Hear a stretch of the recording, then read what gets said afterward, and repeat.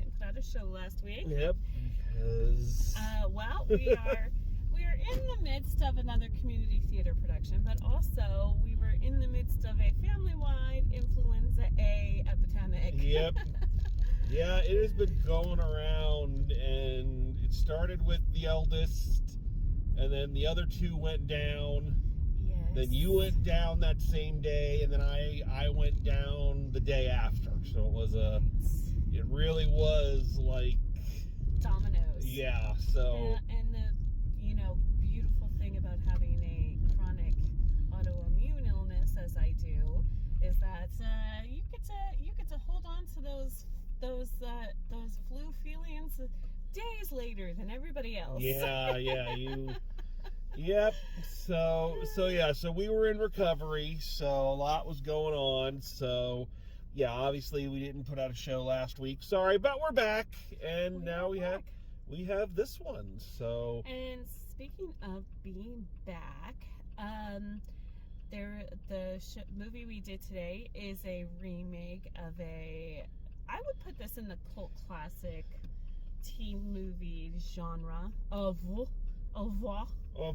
yeah. I don't know if I'd call I most people I know have heard of it and really love it, so I don't know if it is a cult classic. It's just a classic. Maybe it is a classic. I don't know how you do that with teen movies, because they are kind of a creature unto themselves. They are. Well, teens are the biggest consumer population. Most likely to consume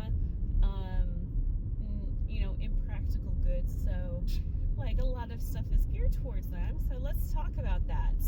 Teen movies. Now, you are not a traditional type of fellow. What? Well, I mean, I guess you're uber traditional, as in the kind of stuff you were watching as a kid wasn't necessarily the teen movies that were coming out. No, not really. I kind of always felt a lot of the teen movies were just, I don't know what word I'd use. Asinine? That they were just, I was never a big John Hughes kind of guy. Is there any John Hughes movies that you do like? I mean, like some of his more adult stuff, but I've none of his like The Pretty in Pink, The 16 Candles. Well, and that wouldn't even be the teen movies from your generation. No. Your generation of teen movies would have been more like American Pie. Which is odd, because those were actually out after I was a teen. Well, okay, like, so... I am actually struggling to figure out, like, what my... Like, teen movies for me, I hate to say, would be things like Varsity Blues. Oh, like super serious teen movies. Those were the ones that were kind of in the late 90s when I would be a teen. That one, we talked about Clueless, which was a little bit pre-teen for me, but was still in that as I was becoming a teen. Oh, yeah. No. Clueless came out in 94, right? Yes, that'd be just as I was starting high school. Yeah, so that would have been right in your zone. Yeah. Mm-hmm. And then, like, in the 2000s, that's when the teen movies started to have kind of a resurgence with, like, Can't Hardly Wait and She's All That. I don't know. I think 1998 is when Can't Hardly Wait came out. Is it? It is. Oh, wow. Then, okay. Your timing is off. So, so I am wrong then, because that, because I think that would have been the year after I graduated high school. Yeah, you had right in that zone 10 Things I Hate About You. That was a good one. Can't Hardly Wait. She's All That. Yeah. Drive Me Crazy, which is a Melissa Joan Hart. Yeah, which named after a Britney Spears song, right? It is. Yeah. Britney Spears. There was a tie-in with her with the music video too. Do you count? This is kind of funny that we're mentioning that, because recently they have reissued the Britney Spears road trip coming of age story, Crossroads. Oh. like they've done, it came out in the theaters again for a whatever 25th anniversary or something like that. They've reissued it on physical media. And they're trying to treat it like this was some great milestone of American cinema. Nobody cared about this movie. Oh, Nobody cared. Even hardcore Britney fans didn't care. yeah, no, that wasn't really my jam. No, I can't imagine it would be. I don't even know whose jam it is. So more your actual teen era would have been Encino Man. Yeah, I guess so. Yeah. Encino Man, how do you feel? Like, I love Encino Man. You know what's interesting as you mentioned that? It's like, I was a teen at that weird nexus of history when teen movies were either uber kind of bubbly, you know, Encino Man, Clueless, and then they transitioned into that super serious grunge, you know, 90s ennui, Mad love type of situation. yeah, where like nothing is harder than being a teenager. Right. You know, who you go to prom with is the biggest decision you'll ever make. You know, like they really, it's funny that there was that weird transition period, and like it just happened. Like we're first we were, you know, yay, Alicia Silverstone and Brendan Fraser. Oh, look at the weird fashions. Pauly Shore was a big one. Yeah, and then suddenly it was no. Well, then you had Welcome to the Dollhouse, which kind of rode that line between the bubbly and the dark. Yeah. And then you get right into things like Romeo and Juliet. Oh yeah, the Baz Luhrmann. Yes. Romeo and Juliet. And then you have like Mm-hmm. like there was a very strong inclination to take Shakespearean works and turn them into teen movies. Yes. Which worked well for some of them. It worked for Clueless. Yeah. It worked. Well, now to be fair, Clueless was not Shakespeare. That's Jane Austen. Oh, you're right. That was Emma. Sorry. But it also worked well for 10 Things I Hate About You. Which was really good. I actually did enjoy 10 Things I Hate About You. And you know what? That still holds up. Yeah. Like, we rewatched that with my daughters a little while ago, and that still holds up really well. Yeah, Not all of them do that. Never Been Kissed is really creepy. Never Been Kissed was creepy then. Yeah. Like, it's funny how we watch movies now and people are like, that doesn't hold up. And you're like, I don't know, maybe I was just ahead of my time. And I was like, it wasn't a good idea then. What do you mean now? What about Dazed and Confused? Did you watch that? I did not. Stoner-esque films were never my jam.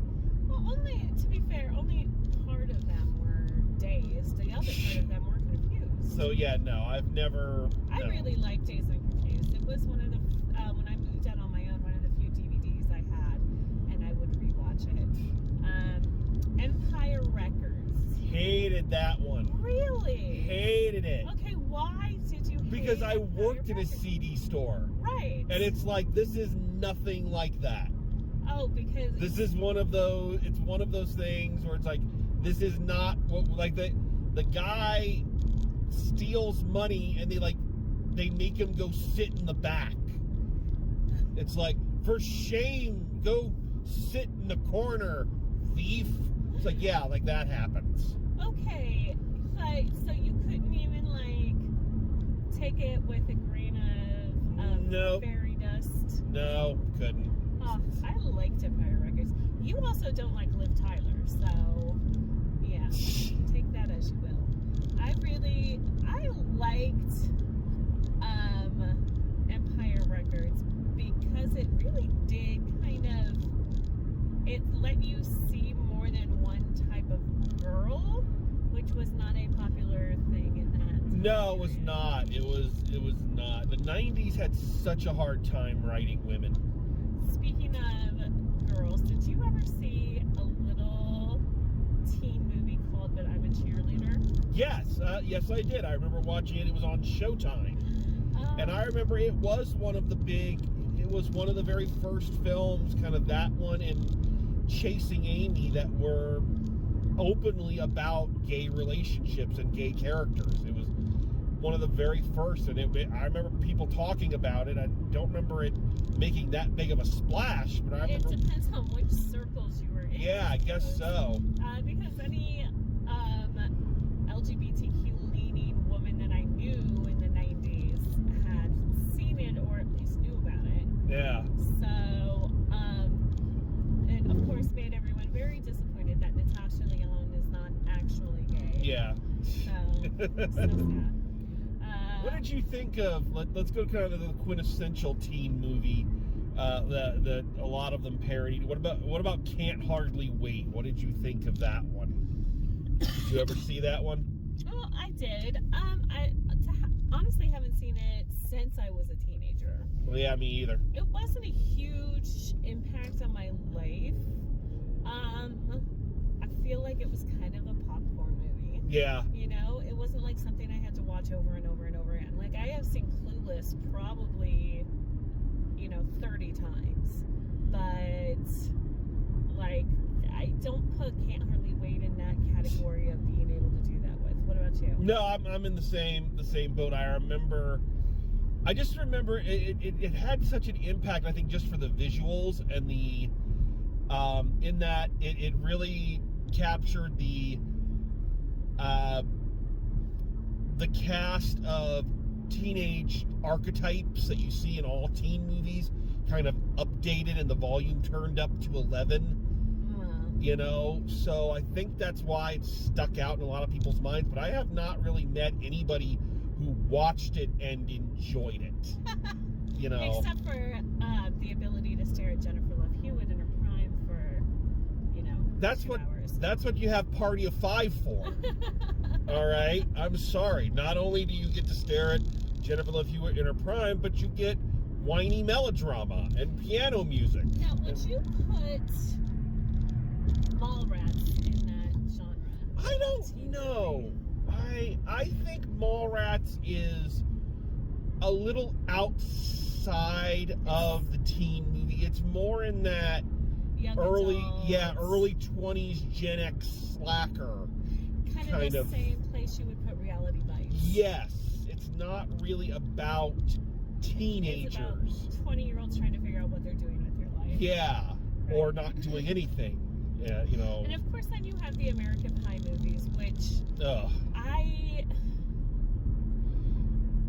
the problem with the American Pie movies is that half of the situations in that movie are now widely seen as illegal. Yes. Like videotaping a girl without her consent, broadcasting it to everybody. It's the whole Stifler and Stifler's mom situation. Like, as much as I love Jennifer Coolidge, and I do adore Jennifer Coolidge, like that's creepy business right there. So see, again, and I'm not trying to make myself, I'm so much better than everyone, but seriously, I remember watching it the first time and going, this is terrible. Why is anybody allowing this? This is horrible. People are like, it's the funniest thing ever. It's like, no, these people are horrible human beings. And then, of course, you have the quintessential, makeover movie, She's All That. Okay. Whereas, out of all of the girls in the school, you definitely don't want to go out with Lainey Boggs because she has overalls and glasses and a ponytail. As brilliantly commented on in Not Another Teen Movie, probably the best teen movie. Yeah. just because, no, not her. She's got a ponytail and glasses and paint on her coveralls. Oh, God. Now, it's worth it for Freddie Prinze Jr.'s hacky sack slam poetry. Oh, yeah. Just like, what is happening? I forgot about that. Yeah, I didn't. That's one of those things that's like burned into my mind because I'm like, I don't know Freddie Prinze Jr. and he seems like a really nice guy, but it's one of those things that I hope he's ashamed of. I hope that when he goes to bed at night, despite everything he's accomplished and everything he has, that hacky sack slam poetry scene still haunts his dreams. That's ridiculous, honey. Because like, no, I mean, I'm serious. Like that's true. Because that did take talent. Doing hacky sack did take some talent, and he like it was the way it was filmed. He had to hacky sack that. So I don't see what the difference between that and learning other choreography would be. I have no objection to the brilliance of his choreography, and you are correct. I tried hacky sack once, and I am about as coordinated as a non-coordinated thing. No, just that scene is just painful. It's just awful. Yeah. His skill as a hacky sacker is not in question. So, because I grew up very sheltered and had a lot of restrictions on me, we actually watched a lot of the teen movies from the 1980s. Yeah. Because they were, a little bit more safe, quote unquote. Quote unquote, but you were talking about actions that we laughed at then and we know are illegal now. Damn, right. Some of the ones in those. Well, you have to understand, when I was watching them, they were on TBS. And so there was a lot of stuff that was filtered that I didn't realize was even in the movies until I was grown up. Oh, okay. So, but we watched Dirty Dancing with my kids the other day. Yeah. That was one that was on rotation a lot. See, that's another one, and maybe I'm wrong, but I don't know if I consider that a teen movie, but it became one. Like, it's one of those ones I don't think that was the core audience, but they kind of adopted it. I think it is. I would argue with you on that point. Okay, because the whole fair.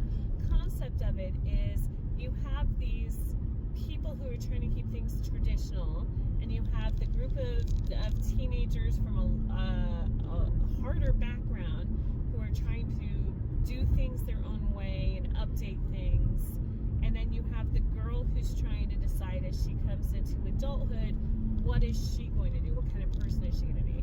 So I think that it's not necessarily a teen rom-com, but it's definitely a teen movie, I think. Okay, all right. Pretty in Pink, of course, is on there, but 16 Candles more so. Now that one's problematic, for sure. And then I was never a big Ferris Bueller fan. The idea Nor was I. Of skipping school and like it gave me so much anxiety. I was not a Ferris Bueller fan in that he's another one of these, and I know they were very popular kind of characters that he was just one of those characters I just hated. Yeah. He was just such a douche. And it's like I don't want you shouldn't be watching a movie and rooting for the guy to get caught. You know? I was always siding with the principal. Yeah, like I'm sorry. It's one of those things like I kind of hate you. So then, like you said, the 2000, like around the late 90s, early 2000s, there was a resurgence, and it was very bubblegummy. A lot of it was focused on like upper class people. I feel like there wasn't a whole lot of middle class or lower class like people who lived in poverty. And again, I think that's because those more bubblegum teen films, they're meant to be escapist. Right. You know, they're meant, so of course they're about people who are rich and have, don't have to worry where money's coming from, or can, their biggest problem is, which Ivy League college am I going to get into? Because, it's supposed to be an escapist fantasy. There is a lesser known movie. I'll have to rewatch it because it might be problematic, but from what I can remember of it, there was a movie called 100 Girls with Jonathan Tucker. I don't remember that one. And the concept is that this kid, he's in college and he works for the maintenance crew of the building, and during a blackout, he ends up in an elevator with someone, and they talk and they, have relations and all of that, but he never knows who she actually is, and so he goes through this whole building to try to figure out who this woman is. And it was, I feel like, pretty sex positive, pretty very, it's because it takes place in a dorm full of women. It was very female focused from their perspective, not just like him leading the story. Okay. So that one I would have to go back and rewatch. Then I would say about 10 years ago we started seeing streaming services take on teen movies. Yeah. So we got all the kissing booths. Yes. So all the boys I loved before. I'm trying to think of there's several that I'm missing. But I feel like But there's a cornucopia of them. there is, and some of them are really good. I actually liked All the Boys I Loved Before, and its sequels were okay, not as good as the original.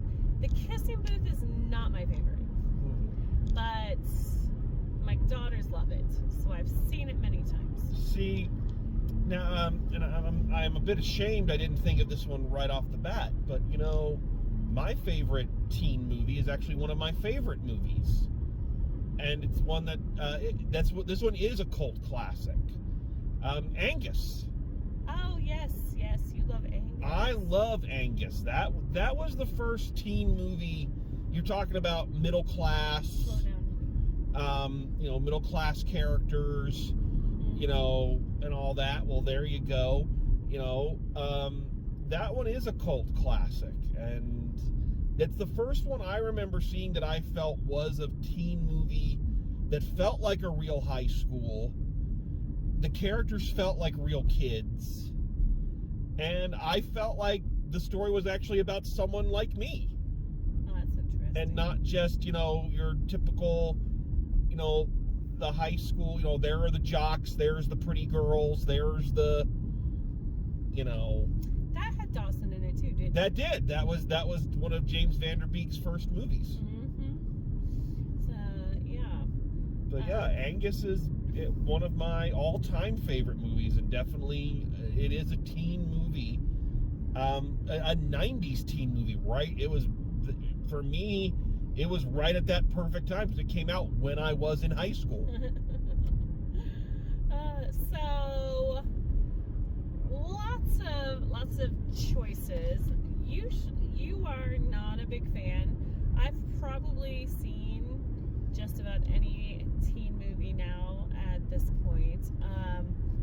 And now we're the interesting part about the streaming services having taken on teen movies now is that it's reignited a lot of people's interests, a lot of like teens' interest in going back and rewatching the older ones. Mm-hmm. So, like I said, with my daughters, we've watched Clueless and Legally Blonde and 10 Things I Hate About You and Dirty Dancing, and so like being able to go back and rewatch those with your kids Yeah.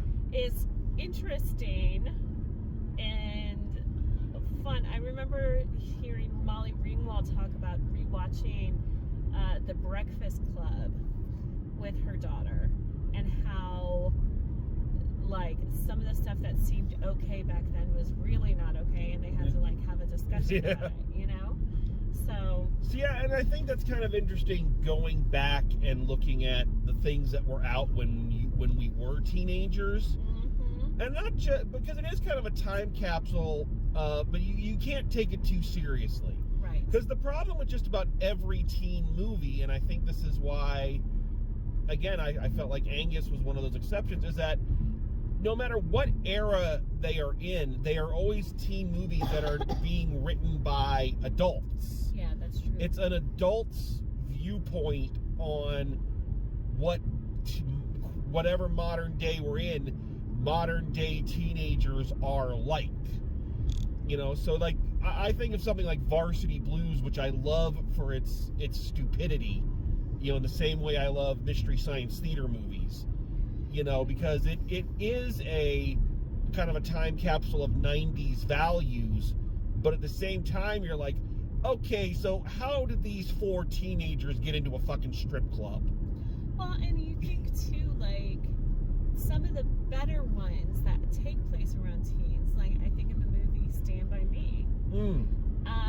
It's stuff that actually happened, and then people are writing about their experiences as they reminisce like Stephen King actually writing about what it was like to, you know, go on the search for this body that had washed up, or, you know,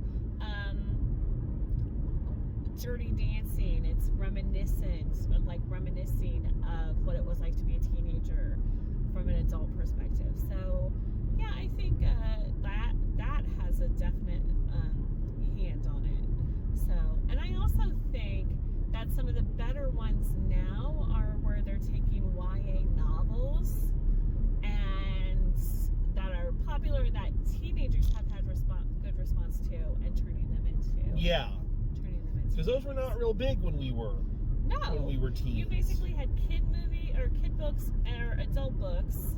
Most of us kids were reading adult books. I can't tell you how many Danielle Steele novels I got my hands on. And then I think the only real crossover was stuff like Fear Street. Yeah. So yeah. But yeah. So I think that is a problem with some of those teen movies from like our generation and even the 80s, is that, you know, they weren't.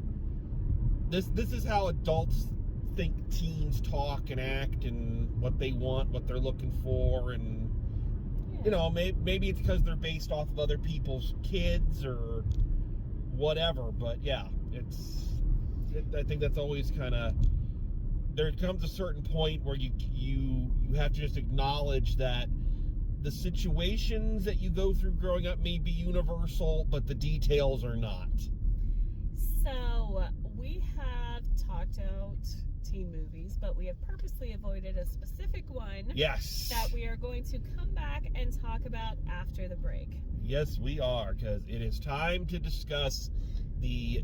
I don't even. Is this a remake? I would not say it's a remake. It is the musical version. So it's the movie version of the musical based off the movie. Yes. Kind of like The Producers. Kind of, yes. Yeah. Less Nazis. So, no, yeah. No. So, but we will be back and we'll talk about Mean Girls. And we're back. We are back and we're going to discuss some of the Mean Girls. Let's talk background of the original first. Okay, so this is your bailiwick, because you are more of a fan of it than I am. I remember going to see Mean Girls in the drive-in. Really? Uh-huh. Like, I don't remember. It must have been, I think I was living in Kentucky at the time, and there was a drive-in that we would go to. I don't think it was the main movie we went to go see, but I think it was on after the main movie, you know, the second run movie. Yeah. And I remember going to see this at the drive-in. And then it's just been a staple. It's in the lexicon, you know. On Wednesdays we wear pink. You go Glen Coco. Quit trying to make fetch happen. Her hair is so big because it's full of secrets. You know, just like, oh, my father is the owner of, you know, Toaster Strudel. Like, there's just so many little things that are from Mean Girls that you don't necessarily think of, because they've just kind of, like I said, become part of the lexicon. Yeah. And then, of course, my teenagers have watched it and loved it, because I watched it. They watched it with me and they loved it. So, and then we've listened to some of the soundtrack from the musical, but we haven't seen the musical in person. No, as a matter of fact, the high school I used to teach at just did it. Really? What station did it? Yeah. Oh, interesting. So, yeah, so this is, I haven't seen the musical, so this is my first exposure to the musical as a whole. Yeah. Now, you never even watched it. I never watched it till I moved in with you. Yeah. Yeah, it just, well, one, it came out at a point in time when I wasn't going to the movies as often. I wasn't reviewing films. So that was, I think, 2004, Yeah. was the first Yeah, year it came out. so, like, I wasn't reviewing things, I was, you know, and it just, it just wasn't something that, I was aware of it, but it wasn't something that I was... Well, you're not a Tina Fey fan. No.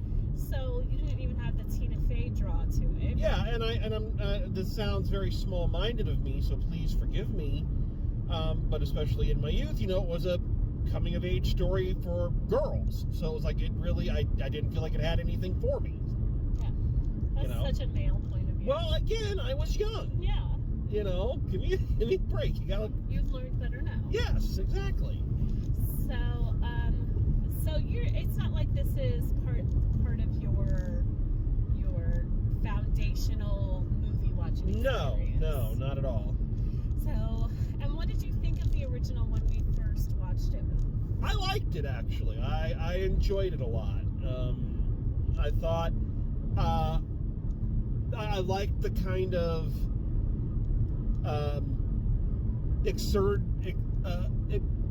pardon me, can't talk. I've been having this trouble all day. Kind of absurdist realism where, weird shit would kind of happen. Like the students just acting like wild animals. Yeah, or even stuff like, a huge school-wide fist fight. Oh, yeah. Breaking out. But I liked that. I liked kind of the underlying metaphor of the wild high school being like the wilds of of the Serengeti, and I always think Lindsay Lohan was a very talented actor, especially at the time for someone her age. Right. So I felt like she was the perfect person to kind of anchor it.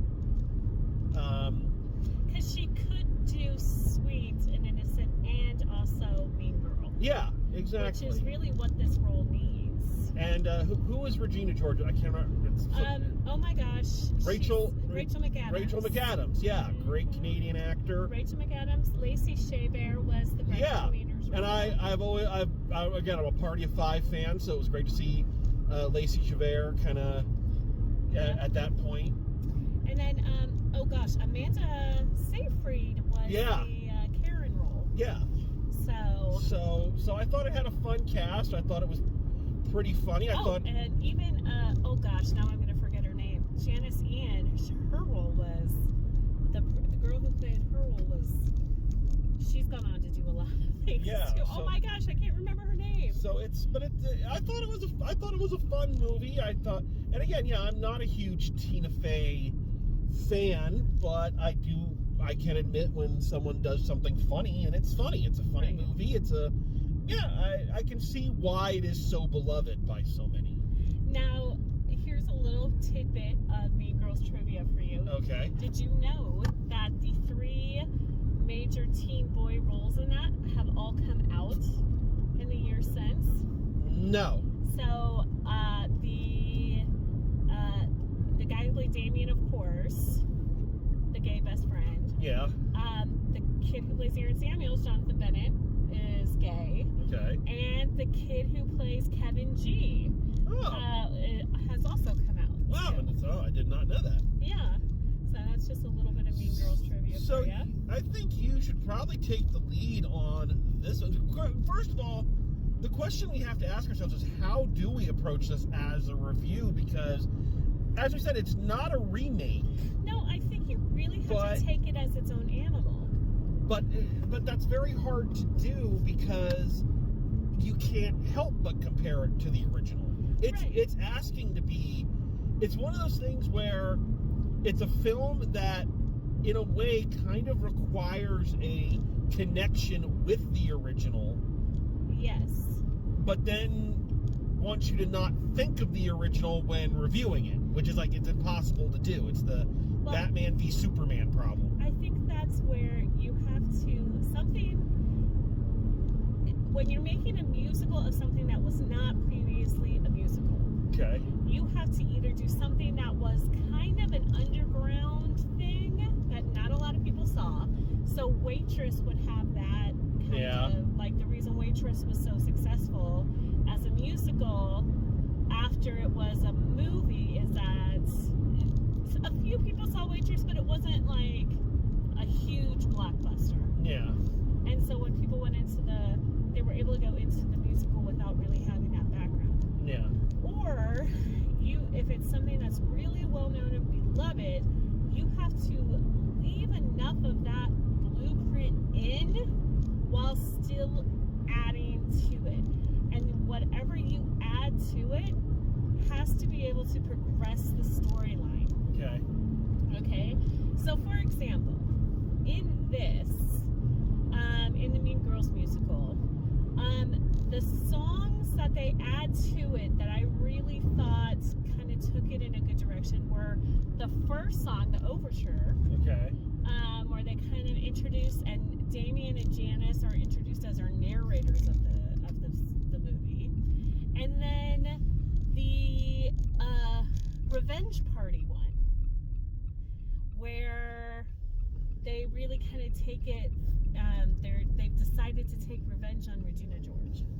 You know, I think those are the two that kind of really added a layer to what was already there. Okay.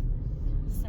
Well, I think the other thing we have to understand. I was gonna probably bring this up later, but I think it's important to kind of note with this kind of rash of movies being turned into Broadway musicals. I think the thing that we have to understand is that musical adaptations like this one are all kind of very middle of the road in terms of the reviews they got, how long they were on Broadway. This is from the rash, like Heathers is another one. Yeah. Even things like Shrek, Aladdin. Yeah. The goal of these musicals is they're on Broadway for a certain amount of time. They get decent enough reviews. They close in a respectable time, and then you basically rent them out to high schools and community theaters for the rest of time and make a small fortune off of that. So these are not. And we are not throwing shade on that. No, this is not a throwing shade. It's just an explanation of, some of the things I think about the quality of the musical aspect of it. We have to kind of take that into account. Like High School Musical, the musical? Yeah, almost. Yeah. Now, okay, so with this, we've got a whole new cast of characters because Mean Girls came out 20 years ago. Yeah. So, of course, our original... Yeah, they're not going to do like they did with Rent and get the original cast back, all of them in their 30s and 40s trying to play like they're 20. I know, as much as I love Jesse L. Martin and Anthony Rapp, I mean, come on. But, pardon me, we do have some of the same characters. Tina Fey and Tim Meadows reprise their roles as the teacher and the principal. Yeah. You've got a cameo by Lindsay Lohan. Yeah, which I thought was fun. That was fun. Of course, I didn't realize it was her at first. You pointed it out. Yeah. And then we have Jenna Fisher coming in to take the place of the mother role, which originally the mother role was played by, oh my gosh, I'm going to forget her name, Anna Gasteyer from SNL. And there was a father as well. Yeah, this is one of my questions. One of the first things I noticed, and I'm interested to hear your opinion on this, is that already kind of right out the gate there are some major changes, at least as far as I felt. One, Katie went from having a two-parent household to having a one-parent household. Well, and I think that part of that is, how, like we were just talking about this earlier, casting shows and having, having roles that don't really need to exist. Yeah, and I get that. And I think that's pretty much what that is. And I can accept that. I can accept that, definitely. I do think it changed things a little bit just thematically, because one of the things I thought about the Lindsay Lohan portrayal in the original was that even though she came from homeschooling in Africa, she came from a more traditional household than what her schoolmates came from. Well, I also think too, one thing that I wasn't really big on that they changed about the Katie Heron role is that she fights with her mom and manipulates her through crying and emotion and stuff, which is not something that they really did with I don't think that's the kind of relationship you would have with your parents if you grew up on a homeschool African. Well, the other change that I noticed right out the bat is it seemed to me like Katie wanted to leave Africa, because one of the first things her mom does is go, "You're right, honey, I remember what we talked about, and I've taken that job, and we're gonna," and I felt like that was a change that from the original, where, if I remember correctly, she was happy where she was. And so we don't get the fish out of water aspect of it. Feels a little diluted, if you'll pardon me mixing my metaphors, because she felt like an outsider even from her desire to be there in the original, whereas here she's still an outsider, but she has a want to fit in, and I don't know if it was a good change. No, I think that I would have preferred her still being, kind of apprehensive. Yeah. But I think that was a change made to the musical, not necessarily just for the movie. Yeah, well, I'm assuming that every change we see in here is because that's the way they did it in the musical. That's what I'm assuming. So another big change that we've got here is diversity, which I guess because we had Tim Meadows and Kevin G being people of color in the first one, that was considered a little diverse, I guess. For the time. Janice Ian's part I think they said Liberian? I can't remember. No, it was something. She was, her background was not Caucasian white girl. But now we've got Damien is a black guy. Janice is being played by a Hawaiian American actress. Yep. Actually, the voice of Moana. Yeah, which was crazy. We've got Karen being played by Amatika Vandanapu. Sorry about that. Sorry for mispronouncing. We're trying. But an Asian actress. Bebe Wood is playing Gretchen Wieners as Hispanic. So some of the teachers are people of color. It's not just a white canvas. Yeah. Like the original tended to be. So that was a good change. Yeah. I thought that the young man playing Damien was probably one of the high points of the movie for me. I think he did an amazing I thought he was hysterical. Jaquel Spivey? Yeah, I think he was... I think he's got a very strong theater background. Yeah, and I just love... I was watching a thing earlier when they're doing the "She Doesn't Even Go Here" scene where they're, and he takes the fan out and flips it. Apparently that was him. That was he brought the fan in. No one told him to do it, and he just did it. And it's like that's awesome. Yeah, he had so much personality.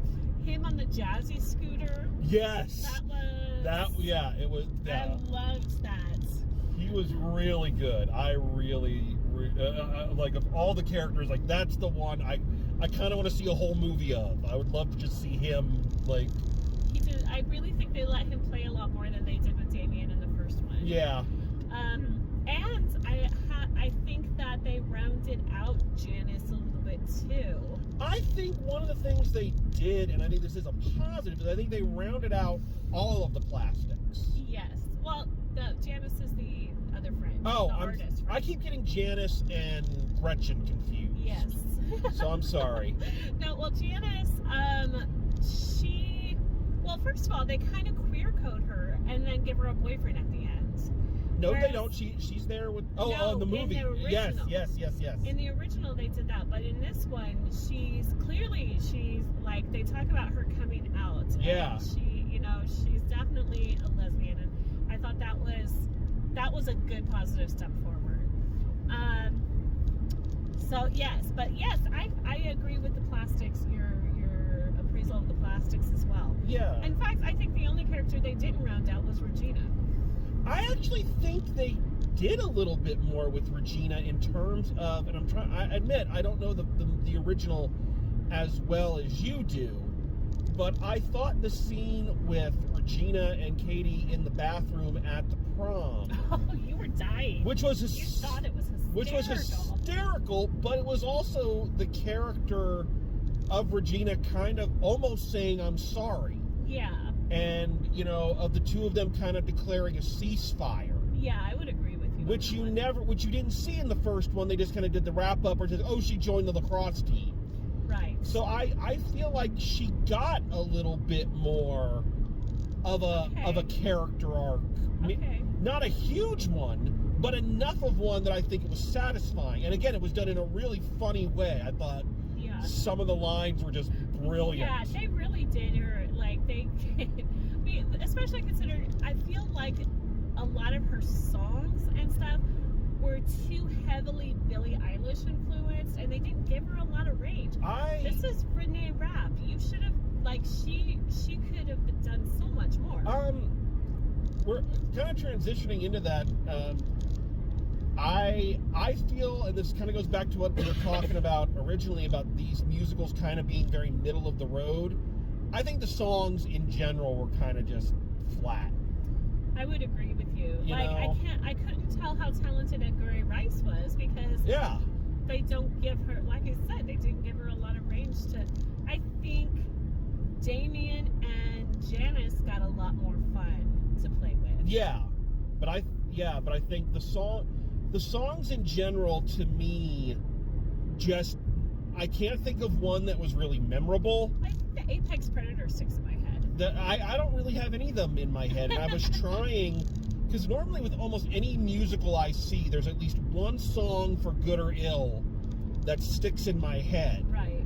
And none of them really, I was trying to remember any of them, and we just watched the thing last night, and it was like, and I just think that kind of goes along with that middle of the road musical. I also think that there's some issues with the book writing of it too, with Regina George's song. She keeps saying, "I'm Regina George, I am a huge deal." Yeah. But they don't give her a good enough note, so it always sounds like she's saying she's a huge D. I thought she was saying I'm a huge diva. No. Yeah. Deal. So. Yeah. But anyways, I think I've seen Renee Rapp do other things, and she is amazingly talented and probably one of the most beautiful women that exist in current times. But yeah, I feel like they kind of underutilize her, and I think that's just part of the musical. Yeah. The issue with the musical. My favorite character. Okay. Was Karen in this. I love what they did with Karen. Yeah. I love that you almost always see this character done by big-eyed blonde girl, and it was being played by big-eyed Asian girl. Yeah. Which was totally different, but so funny and so sympathetic. She makes you, even though she is so dumb and she is one of the plastics, she makes you feel for her. You know, you want to be her friend. Yeah. So, yeah. And then you were pretty positive about the Gretchen Wieners character. I did. I liked the way, she was softened a little bit. BB Wood played the Gretchen Wieners in this. Yeah, I thought she was softened a little bit. I can't remember it, but I liked her soft little song. About What's Wrong with Me, yeah. you know. Yeah. And it kind of does give you that reason for why she hangs around with Regina, you know, looking for that approval. Yeah. Yes. You know, so we haven't talked about our main character, Katie Angry Rice. Yeah. What'd you think? I think she did a good performance. I can't say that she did an excellent performance. I can't say that she blew everybody's socks off. I think that the coolest thing about her looks like she could actually be Jenna Fisher's daughter. Because she kind of looks like young Pam Halpert. But I think she did fine. Like, that's it. I just think she did fine. I think she did a pretty good job. Like I said, at first I didn't realize it was her. Right. Because I'm used to seeing her so tiny and blonde versus taller and red hair. Right, because she played Betty Brant in the Spider-Man, in the Tom Holland Spider-Man. Yeah, and she was in Honor Society, which we watched a year or two ago. Right. And Gray Rice is our Yeah. actress. And I here. think that she's very quietly kind of becoming a very well-rounded actor. I think the problem is, again, script and book issues, where I don't think the character is given the ferociousness that Lindsay Lohan's version was. I feel like I feel like the way she's written for the musical is she is written to be, this is a weird analogy, but she's written to be the Batman, who is usually the most boring thing in any movie. She's the straight man character. Yeah, in this. while everybody else gets to go crazy, she has to be, and I felt like they let and I think this kind of brings it to a bigger issue I have with the adaptation as a whole, is that I feel like, despite all the good things we've said, I felt like it was rather flat. Right. You don't have, so in the original, when she decides that she's going to keep wreaking havoc and vengeance and turns into a plastic, you do see her become more ferocious.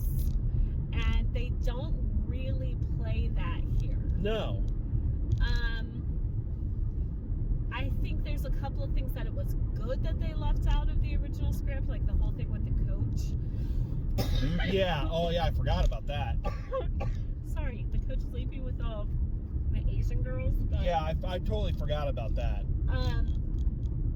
but they left out. They miss that extra level of mean girl Yeah. that she didn't get to, and yeah, I think that was what was missing from It this. felt like, and this is so weird because you would think in a musical, you would think that it would have more pop, more energy, more Lip shits. yeah, very more lip shits, than a regular film. But compared to the original, I just don't feel this one has the oomph. No, I think they cut off a couple of things in the gymnasium scene that I think were good. Like, have you ever been personally victimized by Regina George? Which I think, that should have stayed in. They cut out, something else I can't remember. But yeah, they really did miss that extra pop, where she really does have to. She has a lot more she needs to be sorry for. Yeah, but just across the board, I felt everything was just a bit sluggish, and it didn't have the teeth. It didn't have the fangs of the first one. Right. It just felt it felt like a middle of the road musical. Yeah, which is exactly what it is. I think it's a middle of the road musical that has some standout things in it. Yeah, there's some good stuff going on. Like, it's got Damien as a standout thing in this. Like, giving the girl who played Moana a little bit of a twist so she has something, that people see her in a different way. I think that was great. I think, changing up some of the characters a little bit was great. I think Regina George was flatter than she was in the movie, and I think Katie Heron was flatter than she was in the movie.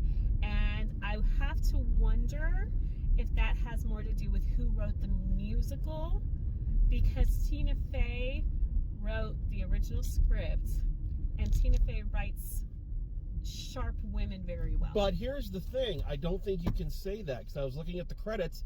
It says she wrote the screenplay for this. Right. And she wrote the book for the musical. So, yeah. So, I don't know. Maybe she was trying to make them more sympathetic. know. But I will say, too, I have to call out Busy Phillips as Regina George's mom in this. She was really great. And, hey, if I have to see the people of my generation who I grew up with starting to play older, because we are now older, then this is the kind of thing I want to see them do. So Busy Phillips did a great job there. one last point, I think, before we get to the end, unless you... this was something that we talked about last night that we had a little bit of a disagreement on. And we talked about how all of the characters were kind of given a little bit more rounded. They were fleshed out a little bit better. I think the only person that is not true of is Janice, where I still feel like, just like in the original, she never really takes responsibility for her hand in everything. She was the one who recruited Katie to do this. She's the one that, like, did all of the horrible things to Regina that Regina's been doing to everybody else, and there's never a moment of, is that, have I become the monster that I keep accusing her of being? But I would say in both of those things, the things that Damien and Janice participated in for the revenge on Regina George were pretty minor, okay? And then as it got more extreme, that was all stuff that was Katie. So I think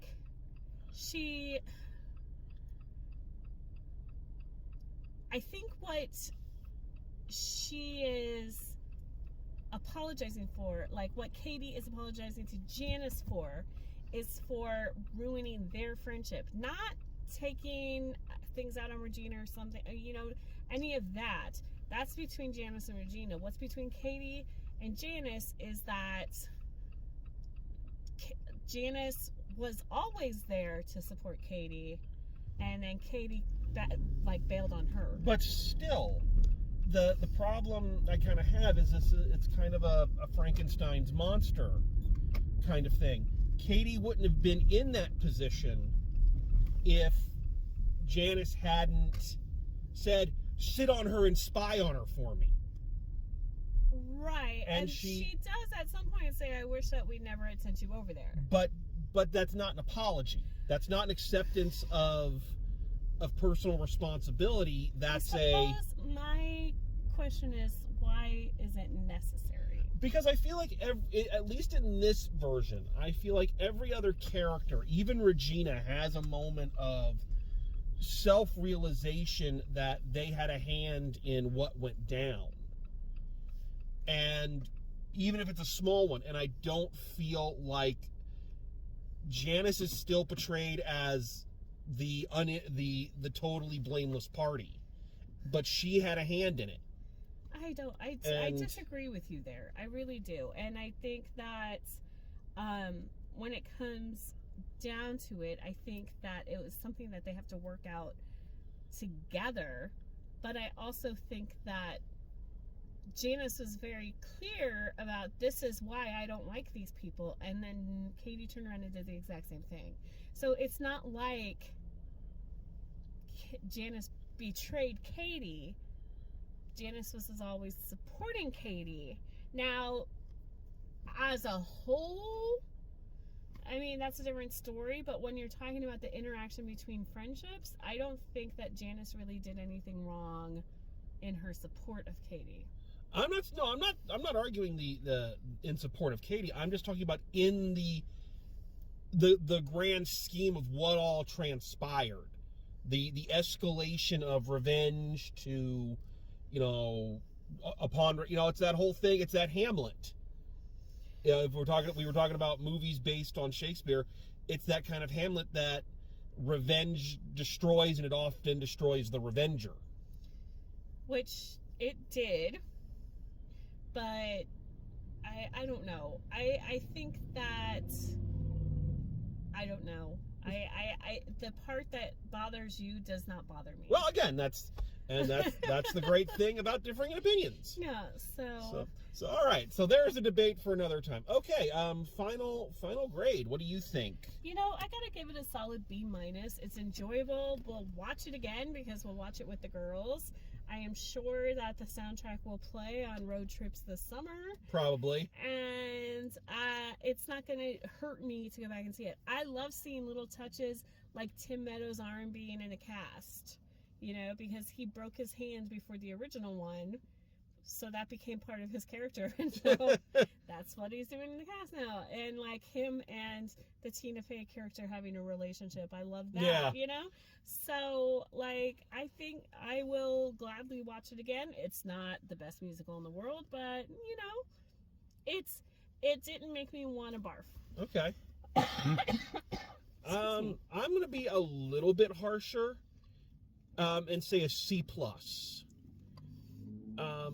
For a lot of the reasons that you've already illustrated, that I think it was fine. I don't mind watching it again. I think that the acting was good. I liked some of the changes they made, but overall, I just feel like there was an energy that was lacking, and it just doesn't have the pop of. I want to be clear though, the energy that it's lacking is not any of the background characters. No.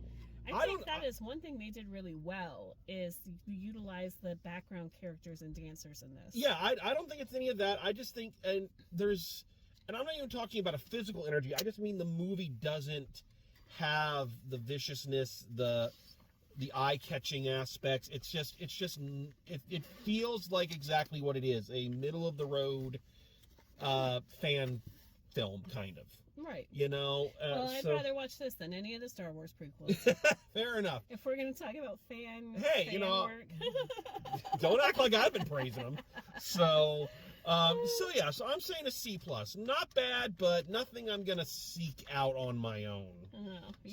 You'll be exposed to it. I know I'm going to be exposed to it. I'm just not going to seek it out. Yeah. So there it is. Okay, so there we are. Thank you. Thanks for a wonderful date night, my love. Always, honey. Thank you all for listening and enjoying. We're still working on our end of year lists. We are going to get to that, I promise. Hopefully before the end of this year. and yeah, so thanks for coming on. They haven't even done the Oscars yet. We're good. This is true. So after tomorrow, we'll be late.